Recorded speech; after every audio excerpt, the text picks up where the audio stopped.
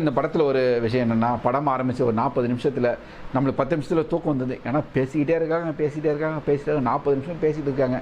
அப்படியே கண்ணு அசந்து நம்ம தூக்கும்போது கடல்லேருந்து ஒரு டைனோசர் வந்து பான்னு கத்தி நம்மளை எழுப்பி விடுது. அதுக்கு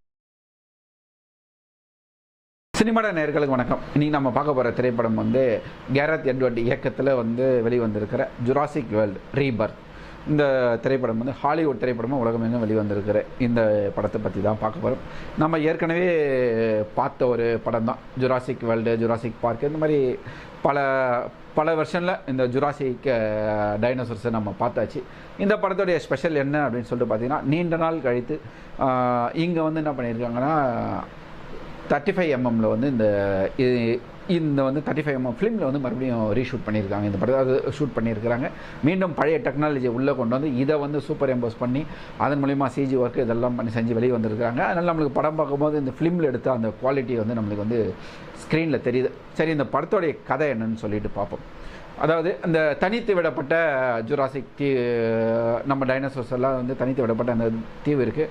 அந்த தீவில் வந்து அந்த டைனோசர்ஸோடைய அனிமலில் பல்வேறு வகையான கடலில் வாழற ஒரு டைனோசர்ஸ், நிலத்தில் வாழற ஒரு டைனோசர்ஸ், பறவையாக இருக்கிற ஒரு டைனோசர், இது மூணுத்தோடைய பிளட்டையும் வந்து கலெக்ட் பண்ணி நம்ம மனிதனுக்கு வந்து ஒரு இதய நோய்க்கு மருந்து கண்டுபிடிக்க ஒரு உலகளாவிய ஒரு நிறுவனம் வந்து பயங்கரமாக செலவு பண்ணுது. அதுக்கு வந்து அரசாங்கத்தோடைய இதுவும் இல்லாமல் ஒரு ரகசியமாக, அதாவது திருட்டுத்தனமானு சொல்லலாம், அந்த மலைக்குள்ளார போயிட்டு அந்த தனித்து விடப்பட்ட தீவுக்குள்ளே போயிட்டு அதுலேருந்து அந்த பிளட் சாம்பிளை வந்து கலெக்ட் பண்ணணும்னு சொல்லிட்டு ஒரு குரூப் வந்து கிளம்புறாங்க.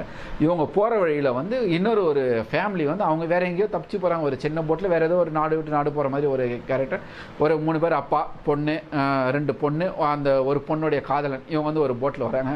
அவங்க அந்த கடலில் வாழற அந்த மிருகத்தால் வந்து அந்த டைனோசரால் தாக்கப்பட்டு இவங்களுடைய கப்பலுக்குள்ளே தஞ்சம் அடைகிறாங்க. இவங்க எல்லாருமா சேர்ந்து அந்த காட்டுக்குள்ளார போயிட்டு அந்த பிளட் சாம்பிள் எல்லாம் எடுத்துகிட்டு எப்படி தப்பிச்சு வெளியில் வராங்க அப்படின்றதான் இந்த படத்தோடைய திரைக்கதை.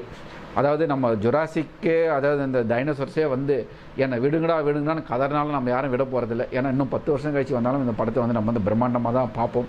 அது மாதிரி தான் இந்த டைனோசர்ஸோடைய சீரியஸ் வந்து ஜுராசிக் பார்க்கில் ஆரம்பித்து அடுத்து வந்த படங்கள் எல்லாமே அந்த மாதிரி தான் போயிட்டு இருக்குது. இந்த படமும் அந்த அளவுக்கு வந்து நல்லாவே செஞ்சுருக்காங்க. சிஜி ஒர்க்லேருந்து எல்லாமே வந்து ஒரு கண்ணுக்கு வந்து நம்ம நல்லாவே பண்ணியிருக்காங்க. ஆனால் என்ன ஒரே ஒரு சின்ன குறை அப்படின்னு சொன்னால், நம்ம ஸ்பீல்பர்க்கு கொடுத்த அந்த ஜெர்க்கெல்லாம் இந்த படத்தில் வந்து ஒரு 2-3 இடத்துல மட்டும்தான் இருக்குது.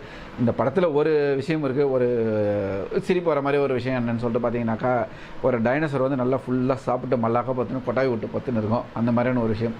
2 டைனோசர்களுக்கு நடுவில் இருக்கிற ஒரு காதல் காட்சி, அந்த ரொமான்ஸ், இந்த மாதிரியெல்லாம் வந்து ட்ரை பண்ணியிருக்காங்க. மற்றபடி வழக்கமான கதை தான். இவங்க காட்டுக்குள்ளே போய் மாட்டுறாங்க. இதில் ஒரு 4 பேரை அந்த மிருகங்கள் வந்து சாப்பிட்டுடுது. மீதி பேர் வந்து எப்படி தப்பிச்சு வராங்க, எப்படி அந்த டீமுக்கு லீடராக இருக்கும் வில்லனாக தான் இருப்பான். அதே மாதிரி தான் இதுலேயும் வில்லனாக இருக்கிறான். நம்மளுக்கு வழக்கமான டைலாக் வருது, அது அந்த மிருகம் நம்மளை நோக்கி வருது. நம்ம ஆரம்ப காலத்துலேருந்து கேட்டுட்டு இருந்தோம், அதே டப்பிங் டைலாக். அது நம்மளை நோக்கி வருதுன்னு சொல்லிட்டு ஓடுறதும், அது நம்மளை தாக்க போகுதுன்னு சொல்கிறதும், இதெல்லாம் கேட்க நம்மளுக்கு அந்த பழைய நினைவுகள் எல்லாமே வரதான் செய்யும். இந்த படத்தில் என்ன, அந்த ஸ்பீல்பர்க்கு கொடுத்த அந்த ஒரு விறுவிறுப்பையும், ஸ்பீல்பர்க் கொடுத்த அந்த ஒரு இதுவையும் இந்த படத்தில் வந்து கொஞ்சம் மிஸ் பண்ணியிருக்காங்கன்னே சொல்லலாம். ஏன்னா படத்தில் ஜெர்க்கு வர காட்சிகள் ஒரு 2-3 காட்சிகள் மட்டும்தான் இருக்குது. மீதி எல்லாமே நம்மளுக்கு வந்து எல்லாமே எதிர்பார்க்குற ஒரு காட்சிகள் தான். அடுத்து வரப்போது தாக்கப்போது இதுதான் அந்த மாதிரி தான் போயிட்டுருக்கு ஜுராசிக் வேர்ல்டு. இந்த படத்தில் ஒரு விஷயம் என்னென்னா, படம் ஆரம்பித்து ஒரு 40 நிமிஷத்தில் நம்மளுக்கு 10 நிமிஷத்தில் தூக்கம் வந்தது. ஏன்னா பேசிக்கிட்டே இருக்காங்க 40 நிமிஷம் பேசிகிட்டு இருக்காங்க. அப்படியே கண்ணு அசந்து நம்ம தூக்கும்போது கடல்லேருந்து ஒரு டைனோசர் வந்து பான்னு கத்தி நம்மளை எழுப்பி விடுது. அதுக்கப்புறமேட்டு தான் படம் கொஞ்சம் விறுவிறுப்பாகுது. அப்படியே இன்டர்வல் வந்தது. அதுக்கப்புறம் வழக்கம் போல் படம் வந்து போகுது. ஹாலிவுட்லேயும் இந்த மாதிரியான படங்கள் கதை வந்து கொஞ்சம் அவங்களுக்கும் கொஞ்சம் பஞ்சமாக தான் இருக்குதுன்னு நினைக்கிறேன். ஏன்னா ரொம்ப சாதாரணமாக ஒரு சாம்பிள் எடுக்க போகிற ஒரு விஷயம்தான், ரொம்ப பெருசாக இல்லை. அதாவது இதுக்கு முன்னாடி வந்த ஜுராசிக் பார்க்கு சீரியஸில் இருந்த ஒரு அழுத்தமான கதைகள் இந்த படத்தில் இல்லை அப்படின்னு தான் நம்ம சொல்லலாம்.